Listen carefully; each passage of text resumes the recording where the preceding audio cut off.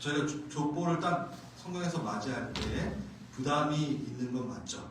이름만 나열되어 있고 여기서 뭘 찾아야 되는가, 뭐를 우리가 묵상해야 되는가 좀 고민도 있을 텐데 그래서 제가 이 족보에 대한 부분을 좀 더 이해를 잘 하기 위해서는 제가 이 얘기를 좀 먼저 해야 되겠다는 생각이 듭니다. 저번 주에 제가 역대상 개강하면서 성경에서 나의 정체성, 이 역대상에서 나의 정체성에 대해서 하나님의 자녀로서의 정체성에서, 그리고 포로기를 지내다가 아주 귀환한 이스라엘 백성들이 성전은 다 지어졌는데 다시 다윗의 왕조, 다윗의 언약이 회복돼야 되는 것에 대해서 궁금해하고 우리 지금 너무 초라한데 여전히 속국이고 성전은 회복됐다는데 하나님의 영광은 어디 갔으며 다윗의 왕조는 계속 유지되는 거 맞아? 나는 어디로 왔고 오랜 동안 타국생활 하다 와가지고 정체성의 회복이 필요할 때에 역대기를 썼다라고 말씀을 드렸잖아요. 그러면서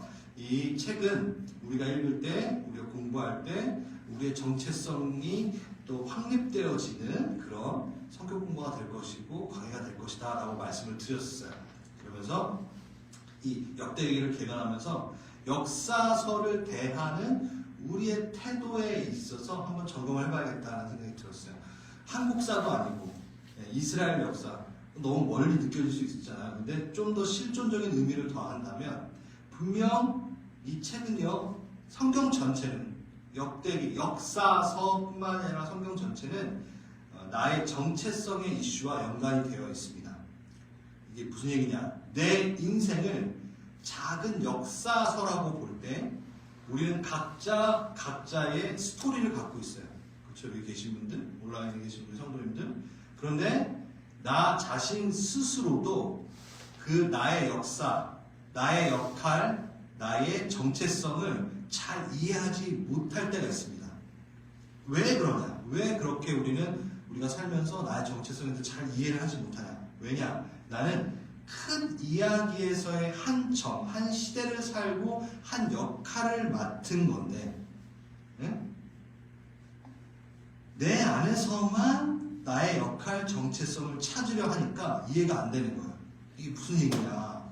한마디로 내 이야기 전에 어떤 이야기가 있었고, 그리고 또 어떻게 앞으로 이야기가 전개될지를 모르는, 또 미래의 나의 이야기가 있는데, 지금 나 혼자만의 나의 인생의 이야기만을 보고 이해하려고 하니까 내 인생조차도 이해가 안 되는 거예요. 지금 여러분도 이해가 지금 안 돼요. 내 말이 무슨 말인지. 그래서 예를 든다면 여러분이 영화관을 갔어요. 영화관을 갔는데 조금 쉽지 않은, 스토리를 전혀 모르는 영화관을 중간에 들어간 거예요. 그럼 여러분 그 영화가 이해가 되나요? 그 영화의 극 하나는 처음부터 끝까지 다 봐야 되잖아요. 큰 이야기죠. 근데 어떤 한 씬만 중간에 들어가서 본다 그러면 어떨까요? 왜 저 사건이 일어나며 저 사람과 이 사람의 관계는 무엇이고 저 캐릭터는 도대체 뭐지? 라는 이해 안 됨이 있다는 거예요. 그게 무슨 얘기냐? 마치 우리의 인생 이야기도 우리 자체만으로만 평가하고 보려고 하면 이해가 안 돼요. 어디?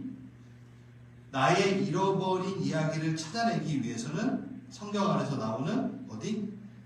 내 앞에 나온 큰 이야기, 그리고 곧 나오게 될 그 큰 이야기, 성경 안에서 그 하나님이라는 그 작가가 쓰신 그 큰 그 이야기 안에서 나의 이야기를 봐야 된다는 거죠. 나의 작은 이야기가 그 큰 이야기에 포함되어서, 그러니까 그 큰 이야기에 내가 포함되어 만날 때 비로소 나의 정체성이 이해해야 되는 거예요. 아, 내가 어디로 왔고, 내가 지금 여기 왜 있고, 지금 내 신 안에 하나님이 허락하신 내 세대의 나의 인생에, 이 짧은 인생에 내가 어떤 역할을 맡고, 또 다는 알지 못하지만 나의 일가 꼭 이렇게 될 것이라는 것을 알게 되는 거죠.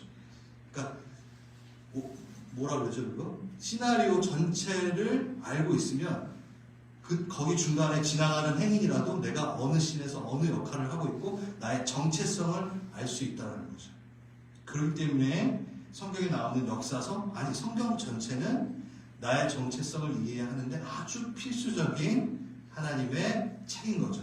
그래서 내가 어떻게 살아야 되고 내가 왜 여기 왔으며 나는 지금 2024년도 내 역할은 무엇이며 이게 성경을 볼 때 정말 그 앞에와 뒤에를 볼 때 나를 이해할 수 있다는 겁니다. 그게 바로 역사서를 대하는 우리의 태도인 거죠. 그래서 이어서 족보가 나옵니다. 역사서에서는. 예. 우리 가족 족보도 아니고 여러분 가족 족보 보신 적 있나요? 예. 전 출시 가문 가족 족보를 본 적이 예전에 한번 있는 것 같은데 이렇게 열심히 본 적이 없어요. 예. 이스라엘 족보를 훨씬 더 열심히 보고 있어요. 족보가 나올 때 족보의 내용도 중요하지만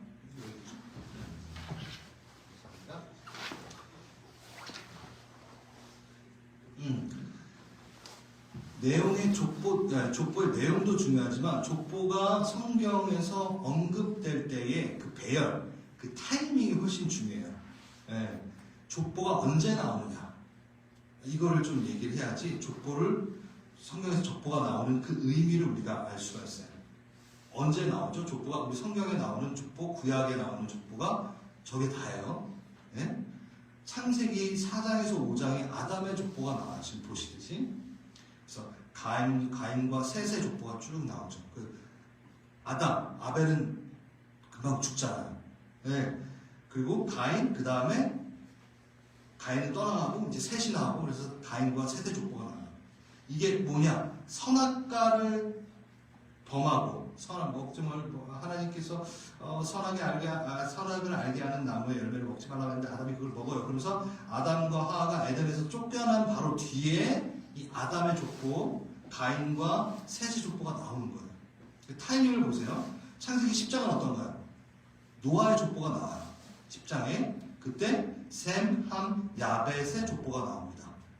이때는 어떤가요? 사람들의 악함을 보시고 노아의 홍수, 노아의 방주 사건, 하나님의 그 심판과 징계가 딱 있고 나서 그 다음에 뭐가 나온다? 족보가 나온 거예요. 창세기 4장, 5장도 그랬고 에덴에서 쫓겨나오고 족보가 나오고 좀 여러분 이해가 되시겠어요? 그래서 창세기 11장은 어떤가요? 11장 딱 나오면 벌써 바벨탑 사건. 네? 우상숭배, 자기 이름을 드러내기 위해서 온 지면에 흩어지지 말자 하면서 자기 이름을 냈던 그 바벨탑의 사건이 있고 나서 그러면 어떻게 됐죠? 징계가 있고 심판이 딱 있은 다음에 뭐가 나와요? 셈의 족보가 따로 떠도 나와서 이제 아브라함 족보가 쫙 이어지게 되죠. 또 룻기 4장에도 족보가 나와요. 유다의 아들 베레스의 족보가 나오죠. 그러니까 다윗의 족보예요. 이건 또 뭐예요? 사사기 시대를 반복하면 반복할수록 더욱 악해지는. 그래서 하나님은 구원하시는데 또 범죄하고 또 범죄해가지고 징계를 하고 그러니까 애들이 또 회개를 하고 그러니까 다시 또 구원하시고 이 사이클이 7번을 도는 게 사사 시대거든요. 이게 도저히 이게 뭐 살려낼 수 없는 망가진 케이크 같은 그런 그게 막 동일하게 반복되는 그 죄악의 상태가 반복되고 그 상태에 계속해서 이들이 징계를 받고 그런 다음에 딱 나오는 게 바로 룻기의 족보라는 거죠. 족보가 나오는 타이밍 이제 좀 아시겠어요? 역대기는 뭔가요, 여러분? 12지파 족보가 나오는데 족보가 나오는 타이밍이 이스라엘이 언약어기고 우상 숭배해가지고 성전 다 무너지고 바벨론 포로 갔다가 징계 딱 끝나고 그 다음에 역대기가 시작되잖아요. 타이밍. 족보가 나올 때는요 항상 그 앞에 죄악으로 인하여 심판과 징계가 있고 족보가 나오고 그 다음에 뭐가 나올까요? 족보가 쫙 끝나자마자 셋을 통하여 창세기 4장 5장에선 셋을 통하여 하나님의 손으로 직접 새로운 역사가 시작될 때 족보가 나오는 거죠. 또 창세기 10장 홍수 이후에 새 땅에 새 언약으로 새로운 제사를 시작해서 셈을 통해 하나님이 새 역사를 쓸 때 족보가 나온 다음에 시작되는 거예요. 그러니까 족보의 기준, 족보가 딱 나온다 그러면은 옛 것은 지났고 새 것이 시작될 때 그 중간에 딱 족보가 나오는구나. 족보를 보실 때 이제 어려워하지 마세요. 딱 보시면 요 타이밍이구나. 족보 앞에는 힘든데 족보 다음엔 하나님의 역사, 하나님이 직접 쓰시는 역사가 시작되는구나. 이걸 딱 보는 거예요. 11장은 어떤 거야? 아브라함 족보 나오잖아. 새로운 역사를 시작하실 때 족보가 온 겁니다. 룻기 다윗 족보가 나오잖아. 사사들은 이제 벌써 더 악해지는 그 이스라엘 가운데 다시 새롭게 다윗을 통한 새 시대를 여는 그게 이제 나오잖아요. 그리고 이 역대기도 동일하게 하나님의 나라가 새롭게 시작될 때 족보가 나온다는 겁니다. 다시 하나님의 심판과 징계가 끝나고 완전히 새로운 하나님의 역사가 시작될 때 어김없이 족보가 시작되는 거죠. 그 루틴의 최고의 정점이 뭘까요? 여러분, 구약. 무너진 세대를 하나님의 손으로 직접 세우사 새로운 역사를 시작할 때 언급되는 족보. 최고의 루틴, 그 루틴의 최고의 정점, 구약. 이게 언약이 끝나고 새 언약이 시작돼야 되는 그 타이밍에 마태복음에 딱 뭐로 시작하죠? 여러분? 네, 족보로 시작을 하잖아요. 네, 옛 언약의 관계를 마침표를 찍고 새 언약의 관계로 들어가려고 하나님의 손이 딱 닿을 때 예수 그리스도로 다시 시작하겠다라고 하시는 그 내용이 나올 때 족보로 시작합니다. 마태복음 1장 1절 이렇게 나오잖아요. 아브라함과 다윗의 자손 예수 그리스도의 계보라 하면서 아브라함은 이삭을 낳고 이삭은 야곱을 낳고 야곱은 이렇게 쭉 나오죠. 그 다음에 18절까지 족보가 나오는데 마무리가 누구로 된다? 예수하고 딱 끝나요. 예수가 이제 태어나시는 걸로 나오는 거예요. 그러니까 족보가 나올 때 제일 끝에 언급되는 사람이 상당히 중요해요. 응? 아브라함과 다윗의 자손 예수 그리스도의 계보라. 1절은 족보의 그 뭐라 그러죠? 종합. 족보의 아주 간추린 족보. 딱 아브라함과 다윗의 자손의 예수 그리스도의 계보라 하고 이제 아브라함부터 쭉 나오면서 다윗 나오고 쭉 가다가 예수님 나오는 거예요. 그러니까 간추린. 1장 1절은 간추린 거고 2절부터 18절까지는 쭉 족보가 나오고 그 다음에 마지막 18절에 누구? 가장 중요한 예수 그리스도. 그 사람을 통해 하나님은 새롭게 시작할 거야 라는 걸 보여주는 거예요. 족보 맨 마지막에 나오는 사람을 통하여 하나님은 하나님의 뜻을 하나님의 나라를 다시 세울 거야 라는 게 나와요. 자, 이 아이디어를 얻으신다면 그러면 이제 역대상 1장 1절을 한번 보는 거예요. 이 표를 제가 갖고 왔는데 오케이. 역대상 1장 1절이 아담, 셋, 에노스 하면서 3절까지 되게 짧죠? 예, 3명씩 잘라가지고 3절까지 딱 나오는데 여기 보시면 아담의 간추린 족보가 쫙 나오고 4절에 대해서는 노아의 족보가 나와요. 노아의 족보가 쭉 나오면서 노아의 족보가 마칠 때 누구로 마쳐요? 밑으로 내려가니까 셈으로 끝나요. 셈. 네? 그 다음에 다시 이제 시작을 해요. 아브라함의 족보가 나오면서 누구로 끝나요? 이삭으로 끝나요. 네. 그 다음에 다시 이삭의 족보가 시작되면서 누구로 끝나요? 이스라엘, 요셉으로 끝나요. 네. 여러분, 이게 뭐냐? 요 위에 칸을 보면요. 하나님과 개인적으로 언약을 맺은 아주 중요한 사람들인 거죠. 그쵸? 그리고 노아의 후손에서 쭉 내려와서 누가 중요해요? 야벳, 함 안 중요해 지금. 셈이 제일 중요해. 그러니까 족보의 제일 밑에 누구? 셈이 나오는 거예요. 자, 아담이 아니라 저기 마태복음에서 누구로 시작했죠? 마태복음에서 아브라함에서 시작해서 그 다음에 쭉 해서 누구? 예수 그리스도. 이거랑 똑같은 패턴이잖아요. 여러분 족보를 보실 때 이제 어려워하지 마세요. 네? 이제 첫 번째 절은 이렇게 종합적인 간단한 족보가 나오고 나 이제부터 누구 족보 말할 거야? 누가 중요해? 그리고 나서 이 앞에서부터 쭉 내려가게 돼 있어요. 저 그거를 한번 보여드릴게요. 아담, 셋, 에노스. 첫 단어가 누구로 시작해요? 여러분 역대상 아담. 네, 대단하죠? 여러분 역사서를 써내려가면서 아담부터 시작합니다. 구약의 창세기를 제외하고 유일하게 아담을 언급합니다. 아담이 많은 데서 나오지 않아요. 창세기에서만 나와요, 아담이. 근데 딱 여기서 역대기에서, 여러분 역대기가 히브리 성경에서는 어디에 위치한다고 했죠?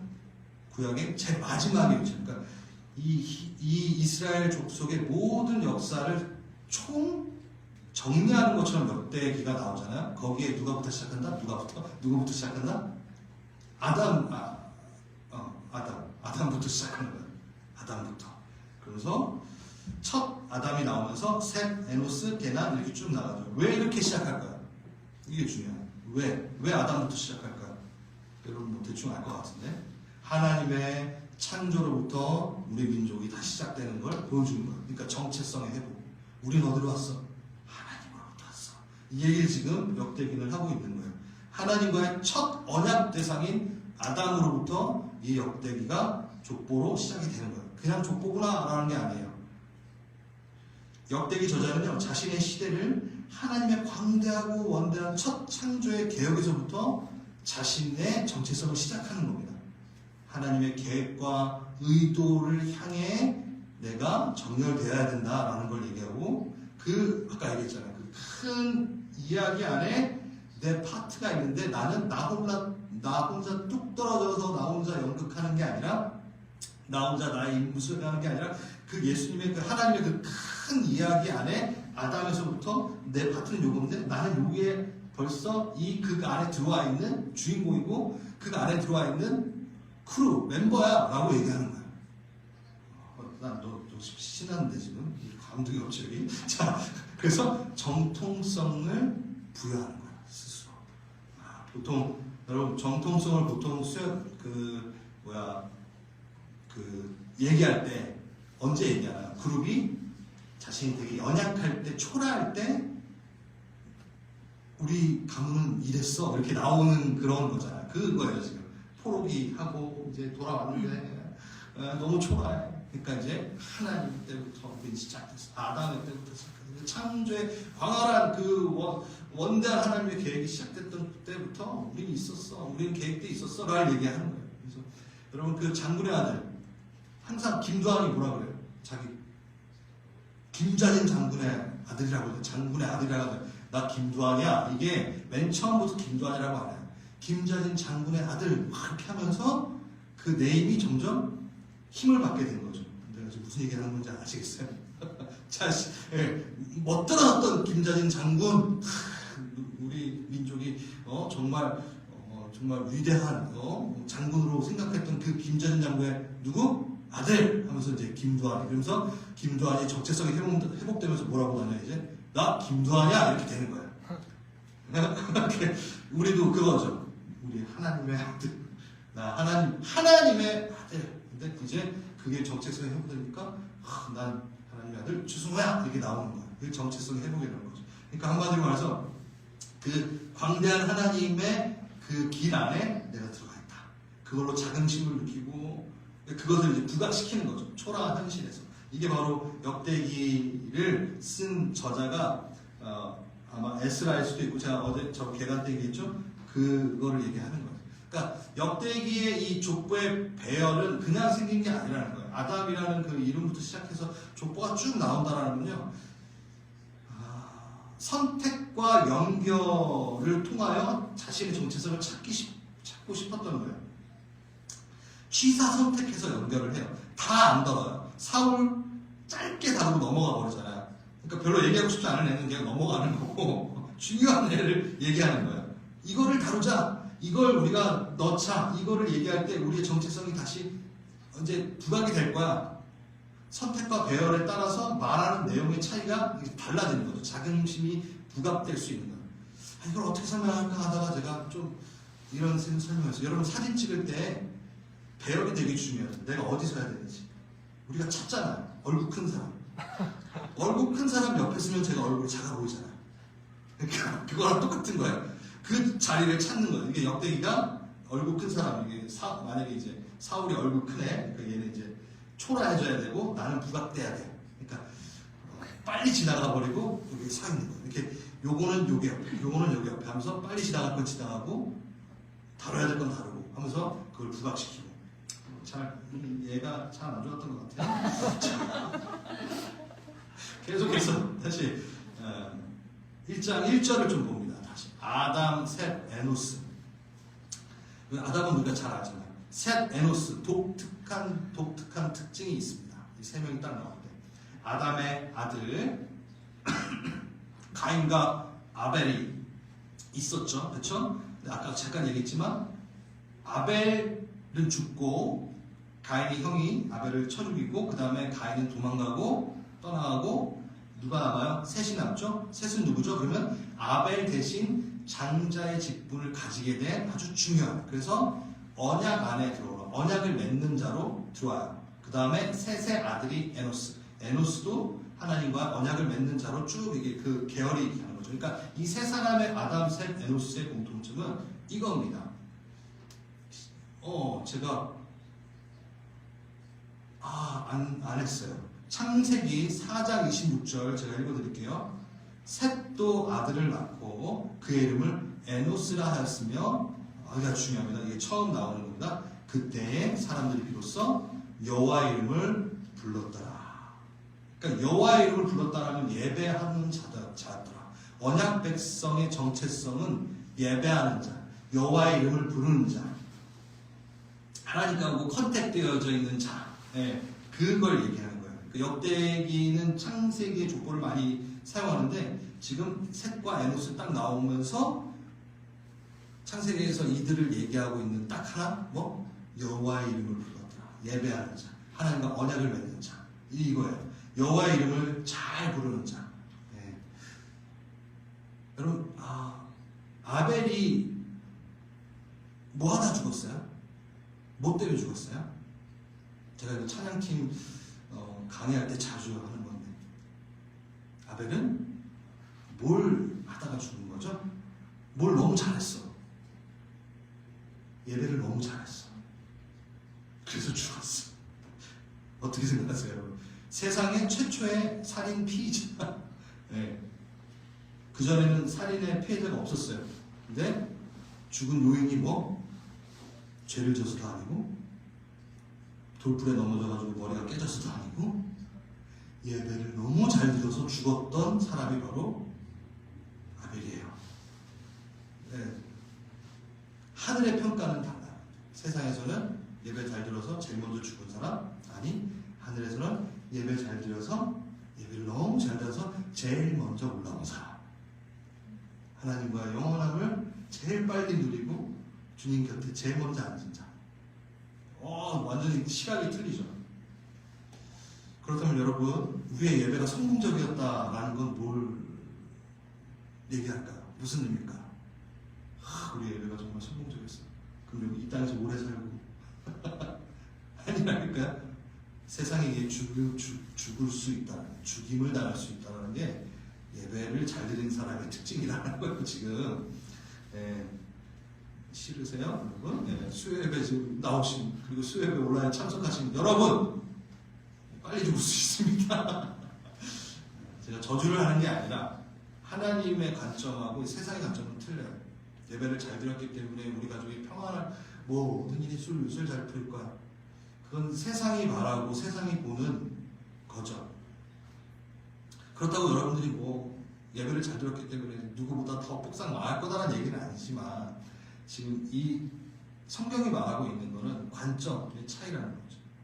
예배를 제일 잘 드린 자, 예수의 복을 제일 먼저 받는 자, 하나님과 가장 빨리 곁에 하는 자, 그러니까 친밀한 자, 가장 이 한 생을 잘 살았다고 했을 때 제일 칭찬받을 수 있는, 하나님께 칭찬받을 수 있고 하나님의 곁에 있을 수 있는 자, 그 자가 되는 거죠.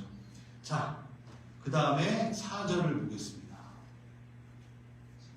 노아의 족보가 이제 시작되면서 배열상의 의미가 진짜 부각이 됩니다. 이게 재밌어요. 저만 재밌으면 안 되지만, 역대상 1장 4절을 한번 보니까 노아의 족보가 시작된다고 말했어요. 노아의 족보 원래는 어떻게 시작돼야 돼요, 여러분?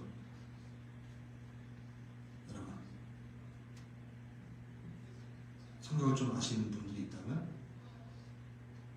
5절에 야벳의 자손은 하고 시작하잖아요. 야벳이 장자예요. 그쵸? 그러니까 먼저 다뤘어요. 5절에. 그런데 1장 4절에는 누가 앞에 와 있어요? 셈이 앞에 와 있잖아요. 노아의 족보인데 원래 야벳이 첫째니까 야벳, 함, 그 다음 셈, 이렇게 나와야 되는데 어떻게 돼요? 셈이 나와야 되는데 이 간추린 거에 셈이 먼저 나옵니다. 그리고 함, 야벳의 종사이라. 그러면서 야벳부터 이렇게 시작하죠. 이게 뭐죠? 셈이 정말 중요하다라고 얘기하는 거예요. 이게 계속 똑같이 반복돼요. 네. 그러니까 셈을 먼저 위치시키면서 이 하나님의 언약 관계에 있는 애가 정말 중요하다. 우리의 정체성은 그거다. 우리 이스라엘 정체성은 제사장 나라로서 하나님을 예배하는 자로서 하나님과 언약 맺는 자로서의 중요성, 그것이 먼저다라고 얘기하는 것을 계속 말해주고 있어요. 역대상 1장 28절도 누가 나와요? 나오죠? 여러분? 아브라함의 자손은 이삭과 이스마엘이라 라고 나오죠. 그쵸? 그러면서 아브라함이 나올 때 누가 먼저 나왔나요? 아브라함이 애를 낳았을 때 누가 먼저 형인가요? 이스마엘이 먼저잖아요. 그렇죠? 근데 누가 앞에 나와요? 이삭이 먼저 또 나오잖아요. 그렇죠? 순서가. 여러분 이제부터 족보 볼 때 이렇게 보시라는 거예요. 재밌지 않을까요? 딱 누군가의 족보가 시작됐어. 그러면은 그 족보가 딱 시작될 때 간추린 족보가 딱 나오면서 정말 중요한 애가 먼저예요. 그리고 딱 보면은 나한 순서로 또 이렇게 쫙 가있어. 진짜 재밌죠? 이게 바로 마태복음에서 동일하게 이어졌잖아요. 그렇죠? 네, 예수 그리스도. 예수 그리스도가 제일 중요한 분으로 또 나오죠. 자, 그 다음에 요거를 한번 볼게요. 아브라함이 이삭을 낳았으니 이삭의 아들은 에서와 이스라엘이다. 여러분 누구를 낳았죠? 에서와 야곱을 낳았죠. 맞나요? 안 맞나요? 여러분? 야곱이에요. 야곱을 낳았어요. 근데 야곱이라고 안 해요. 항상 야곱의 새 이름, 하나님이 부여하신 이름 이스라엘을 계속 써요. 자, 여기 벌써 나왔죠? 역대기는 이스라엘의 정체성의 회복이기 때문에 야곱이라는 이름을 안 쓰고 에서와 이스라엘을 낳았더라. 이렇게 하는 거예요. 이게 의도가 분명한 거죠. 독특한 표현이에요. 그렇죠? 이스라엘을 이야기합니다. 하나님께 받았던 새 이름, 그것이 나의 정체성, 우리의 정체성이다. 그것으로 우리는 회복될 수 있고 다시 부흥을 얻을 수 있고 부흥을 경험할 수 있는 거야 라고 얘기하는 거예요. 이스라엘 백성의 민족적 근원의 강조를 위해 우리는 하나님으로부터 받은 이름을 가진 자들이다. 그게 바로 우리의 정체성이다 라고 얘기하는 게 바로 족보의 의미고 역대기의 의미라는 거죠. 그래서 나의 이름이, 여러분 이름 다 있잖아요. 그 이름이 다시금 하나님의 입에서 불려질 때 나는 존귀케 될 수 있는 거죠. 나는 회복될 수 있는 거죠. 하나님, 그래서 여러분 기도할 때 이렇게 하죠. 하나님 제 이름을 불러주십시오. 되게 멋진 기도예요. 주님의 입으로, 주님의 음성으로 내 이름을 불러주십시오. 그 완전하신 입술 가운데서 내 이름이 불려졌을 땐 저는 회복되었습니다. 나는 존귀한 자로 명받았고 나는 하나님에게 택함 받은 자임을 확신합니다. 그래서 불러주세요 라고 하세요. 그래서 제가 찬양을 갖고 왔어요. 가사를 한번 볼까요? 주 나의 이름 다음 주에 할 찬양이고 여기 있네요. 주 나의 이름 부를 때 나의 이름이 존귀케 되리. 주 내가 어딜 가든지 나와 함께 하시네. 주 나의 이름 부를 때 나의 이름이 존귀케 되리. 주 내가 어딜 가든지 나를 지켜주시네. 아멘. 이 찬양 부르고 십자가에서 이 찬양도 부르고 우리가 개인 기도를 하겠습니다. 오늘